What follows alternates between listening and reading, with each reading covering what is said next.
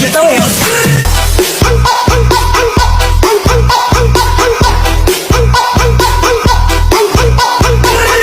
Assalamualaikum warahmatullahi wabarakatuh. Selamat pagi, salam sejahtera bagi kita semuanya. Salam Om Swastiastu, Namo Buddhaya, salam kebajikan, Rahayu. Perkenalkan, nama saya Winnie Hanovita Octavia dengan NIM 1122000103. Perkenalkan, saya Zuni Silviana, NIM 1112200126. Perkenalkan, nama saya Azra Dea Andanita dengan NIM 1122000135. Perkenalkan, nama saya Dewi Yasmin Amarati, NIM 1112200136. Perkenalkan, nama saya Asyadivan Putra, NIM 1112200137.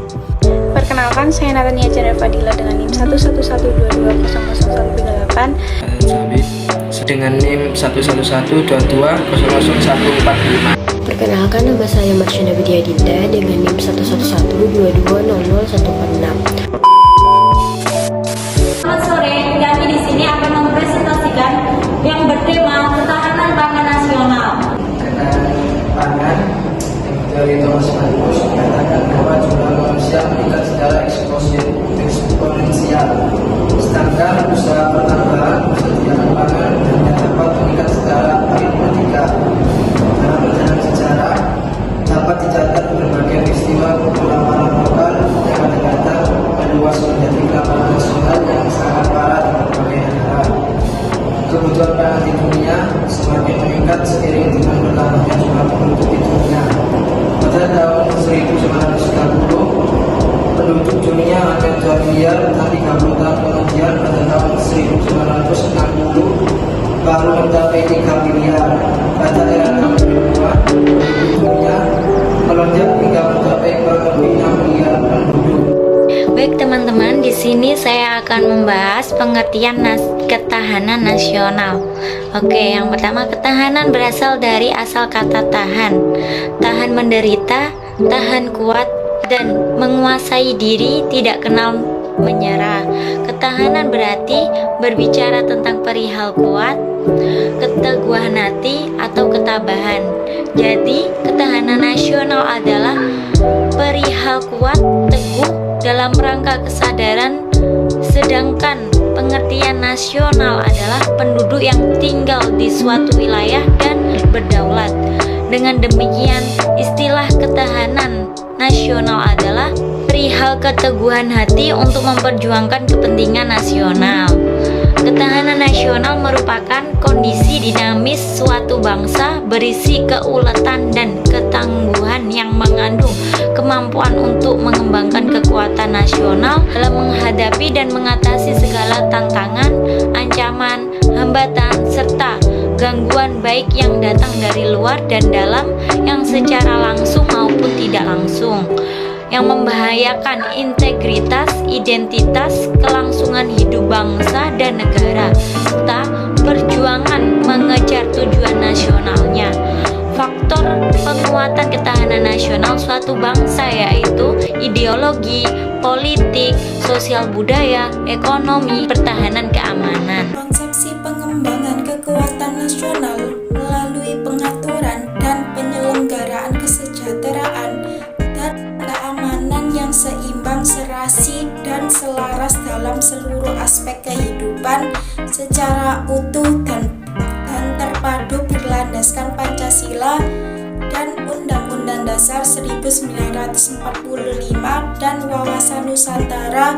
Dengan kata lain, konsepsi ketahanan nasional merupakan pedoman untuk meningkatkan keuletan dan ketangguhan bangsa yang kesejahteraan dan keamanan.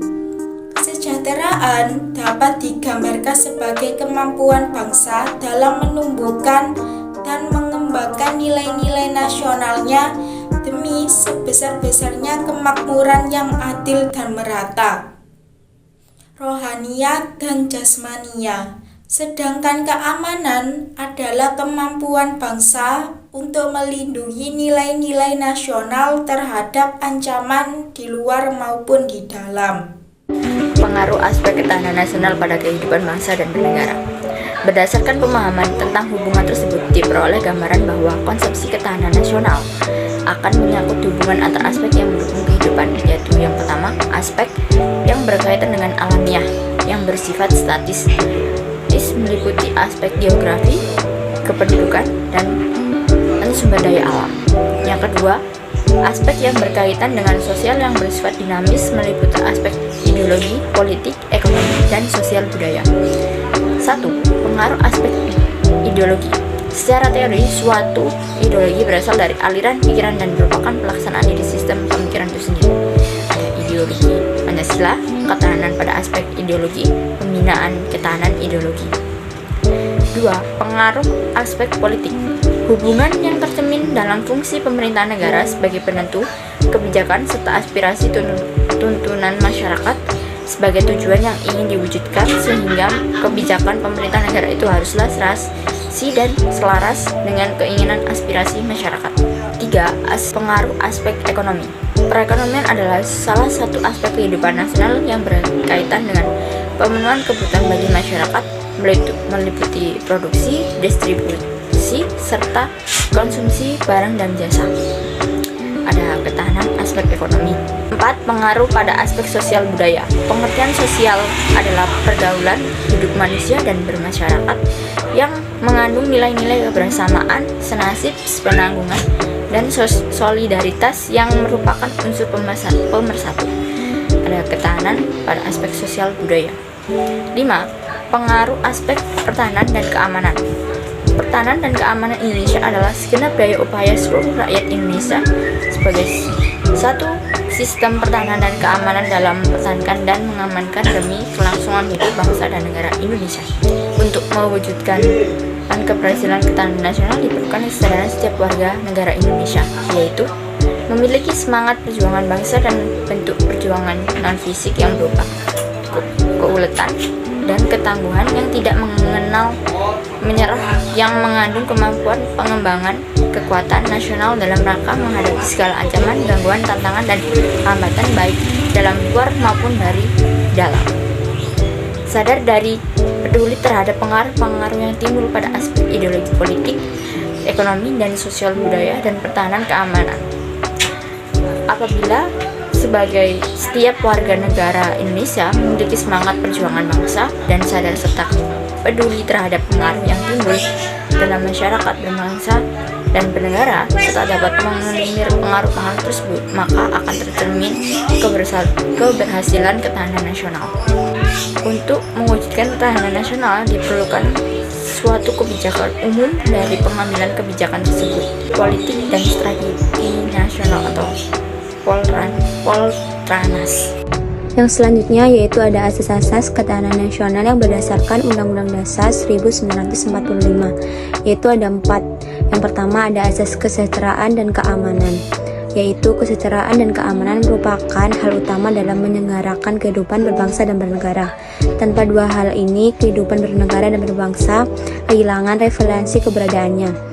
Yang kedua ada asas komprehensivitas integral atau menyeluruh dan terpadu, yaitu ketahanan nasional sebagai sebuah cara atau metode dalam mencapai dan menyelenggarakan kesejahteraan dan keamanan yang seimbang dan selaras, mencakup aspek ketahanan dari segenap aspek kehidupan berbangsa secara utuh atau menyeluruh. Yang ketiga ada asas kekeluargaan, yaitu karena di dalam ketahanan nasional ini asas kekeluargaan dijunjung tinggi, maka perbedaan-perbedaan dan keragaman yang ada di seluruh wilayah Indonesia ini diakuin. Yang terakhir ada asas mawas ke dalam dan keluar, yaitu seluruh kehidupan nasional merupakan perpaduan segenap aspek kehidupan berbangsa yang saling berinteraksi. Selain itu, sistem kehidupan berbangsa dan bernegara ini juga sangat mempengaruhi berinteraksi dengan lingkungan sekelilingnya, sehingga interaksi ini menjadi timbal balik dan munculnya dampak positif dan negatif. B. Kritik. Setelah letusan Gunung Bromo, ketahanan pangan masyarakat di wilayah erupsi masih dalam kondisi rawan pangan. Diakibatkan sisa abu vulkanik, kondisi cuaca hasil pertanian tidak bagus, dan petani tidak memperoleh pendapatan yang pasti atau layak. Mereka hanya bisa mengandalkan hasil pertanian walaupun sebagian lainnya adalah peternak ayam. Tetapi harga jual masih relatif rendah, belum cukup untuk menghidupi keluarga. Jauh itu, belum ada solusi yang efektif dari pemerintah untuk mengatasi ketahanan pangan bagi warga yang terdampak. C. Saran yang pertama yaitu pemerintah melalui dinas sosial memberikan bantuan bahan makanan seperti beras, gula, telur, dan lain-lain untuk membantu keterbatasan pangan sampai kondisi tanah pertanian subur kembali. Yang kedua, yaitu pemerintah melalui dinas pertanian dan dinas peternakan melakukan pendampingan kepada petani atau peternak dalam mengatasi masalah yang ditimbulkan oleh bencana alam tersebut. Dan terakhir yaitu lembaga atau organisasi kemasyarakatan diajak untuk peduli membantu kondisi ekonomi masyarakat seputar bencana. Berikut kesimpulan dari makalah kelompok saya. Ketahanan pangan merupakan basis utama dalam mewujudkan ketahanan ekonomi, ketahanan nasional dan yang berkelanjutan. Ketahanan pangan merupakan sinergi dan interaksi utama dari subsistem ketersediaan, distribusi, dan konsumsi, di mana dalam mencapai ketahanan pangan dapat dilakukan secara alternatif pilihan dengan dipertimbangkan alternatif varietas tanaman yang lebih tahan cuaca dan dapat dipanen dalam waktu yang relatif singkat. Di sini saya mengambil kasus dari jurnal Akademia yang berjudul Kontribusi Kawasan Hutan dalam Menunjang Ketahanan Pangan Studi Kasus Provinsi Jawa Barat. Hutan selain sebagai sumber daya potensial juga merupakan sumber pangan, obat-obatan, energi, sandang, lingkungan, dan sekaligus tempat tinggal masyarakat. Meningkatnya produksi pangan dari kawasan hutan produksi di Pulau Jawa disebabkan oleh terbangunnya kemitraan antara perum perhutani dengan masyarakat desa sekitar hutan melalui program pengelolaan hutan bersama masyarakat atau yang disingkat dengan PHBM. Pada tahun 2008 sampai 2009 di Provinsi Jawa Barat, produksi tanaman khususnya padi, jagung, kacang-kacangan mengalami penurunan yang sangat signifikan. Penurunan ini ada beberapa faktor penyebab, yaitu luas kawasan hutan perum-perum perhutani yang dikerjasamakan dengan desa hutan melalui PHBM berbeda dari tahun ke tahun. Pola jarak tanam pada tanaman pohon, faktor lain seperti kualitas bibit, saprodi, dan cuaca ikut mempengaruhi kontribusi sektor kehutanan masih sangat kecil dibandingkan tanaman pangan dari lahan pertanian. Sehingga rencana strategis Kementerian Kehutanan dalam ketahanan pangan perlu diikuti dengan target pencapaian serta rencana operasional khususnya di Pulau Jawa. Pendapat saya tentang kasus ini adalah kebijakan pengelolaan ketahanan pangan perlu ditangani oleh lembaga tersendiri sehingga pelaksanaannya lebih terfokus dan efektif. Stabilitas jangka panjang perlu dilakukan untuk melindungi produksi lokal, baik pemanfaatan produk lokal dan pengembangan teknologi pasca panen. Kebijakan penerapan PHBM di Pulau Jawa yang saat ini masih ditetapkan melalui surat keputusan Direksi Perum-Perum Perhutani perlu ditetapkan oleh keputusan Menteri Kehutanan agar program ini lebih langgeng. Rencana strategis Kementerian Kehutanan dalam ketahanan pangan perlu diikuti dengan target pencapaian serta rencana operasional khususnya di Pulau Jawa. Pola PHBM yang telah diterapkan dapat menjadi titik awal untuk mendukung pencapaian ketahanan pangan. Pengembangan PHBM untuk meningkatkan kontribusi kehutanan dalam mendukung ketahanan pangan perlu dilakukan. Oke, pendapat pendapat saya mengenai kasus tersebut, seharusnya ketersediaan pangan dapat ditingkatkan dengan melakukan peningkatan produksi tanaman pangan selain padi, yaitu contohnya seperti jagung, ubi jala, dan ubi kayu. Yang kedua, akses pangan dapat lebih ditingkatkan dengan memperbaiki alat transportasi untuk menjangkau pangan dan meningkatkan taraf pendidikan. Yang ketiga, pemanfaatan pangan dapat ditingkatkan dengan cara meningkatkan pola konsumsi pangan, melakukan diversifikasi pangan, dan rumah tangga berbasis sumber daya lokasi. Oke, terima kasih. Ini saya akan mencapai strategi pengembangan komoditas pangan unggul dalam menunjang ketahanan pangan wilayah studi kasus di Kabupaten Batang, Provinsi Jawa Tengah. Penulis dari Oki Wijaya, sumber Jurnal UMYACID. Ketahanan pangan adalah ketersediaan pangan dan kemampuan seseorang untuk mengaksesnya. Sebuah rumah tangga dikatakan memiliki ketahanan pangan jika penghuninya tidak berada dalam kondisi kelaparan atau dihantui ancaman kelaparan. Pangan dianggap sebagai salah satu isu strategi di Indonesia karena pengeluaran pangan mencapai 58,81% dari total pengeluaran rumah tangga pada tahun 2014. Oleh karena itu, peningkatan ketahanan pangan dan pengembangan agribisnis harus menjadi program utama dalam pembangunan pertanian dan wilayah. Salah satu hal yang bisa dilakukan untuk memperbaiki makanan kawasan pengembangan, keamanan, dan agribisnis adalah pengembangan keunggulan komparatif komoditas pangan daerah. Hasil penelitian menunjukkan bahwa komoditas pangan yang memiliki keunggulan kooperatif dalam Kabupaten Batang adalah padi, jagung, dan singkong. Prioritas strategi pengembangan unggul komparatif komoditas pangan adalah pemanfaatan pos pelayanan teknologi tepat guna atau yang disebut posyantek untuk menyelesaikan permasalahan komoditas pangan. Strategi tersebut diharapkan dapat meningkatkan produktivitas tanaman pangan dan mendukung ketahanan pangan, terutama pada ketersediaan pangan.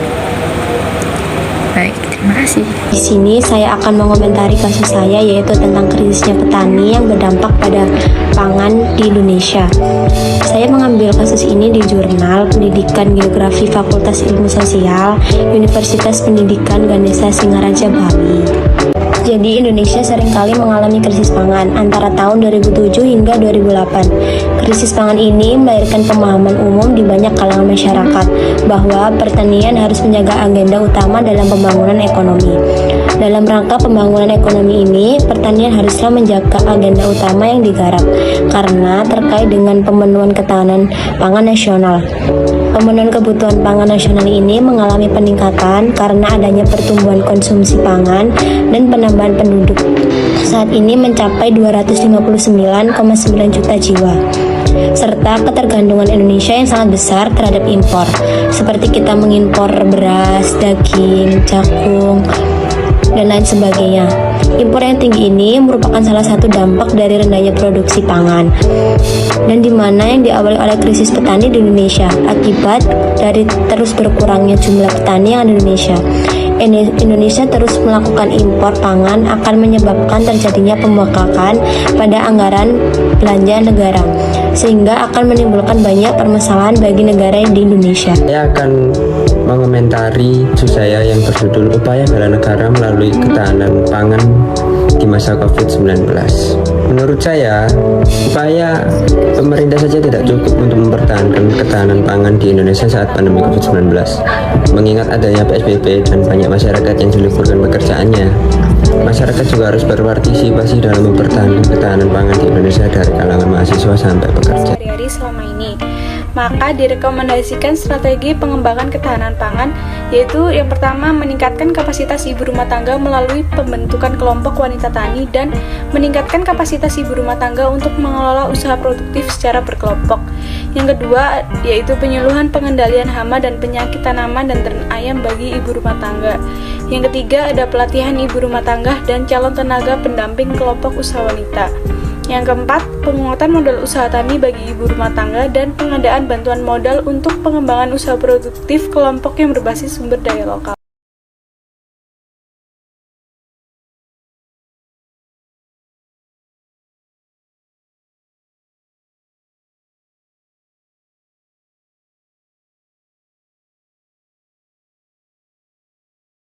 Baik, komentar saya dari kasus tersebut yaitu adanya perbedaan produksi pangan di masing-masing tempat yang ada di Provinsi Papua Barat. Hal ini mengakibatkan kurangnya ketersediaan dan kebutuhan pangan dari provinsi yang ada di Papua Barat. Hal ini mengakibatkan penurunan pangan. Jika dilihat dari keempatnya, maka hanya Kabupaten Manokwari yang mengalami surplus pangan. Saya akan mengomentari kasus ketahanan pangan di Indonesia. Bagi Indonesia, pangan yang identik dengan beras ini merupakan makanan pokok utama. Karena makanan pokok, maka pemerintah harus berupaya meningkatkan ketahanan pangan, terutama yang bersumber produksi dalam negeri. Hal ini mengingat jumlah penduduk yang semakin besar, maka kesediaan pangan dalam dunia mencukupi dan tersebar. Indonesia harus menjaga ketahanan pangannya baik mutu, aman, beragam, bergizi, merata, terjangkau, dan tidak bertentangan dengan agama. Jika hal itu sebagaimana tersebut di atas tidak terpenuhi, maka ketahanan pangan untuk menciptakan atau mewujudkan kesejahteraan masyarakat tidak tercapai. Sekian presentasi video dari kelompok kami. Kami ucapkan sekian terima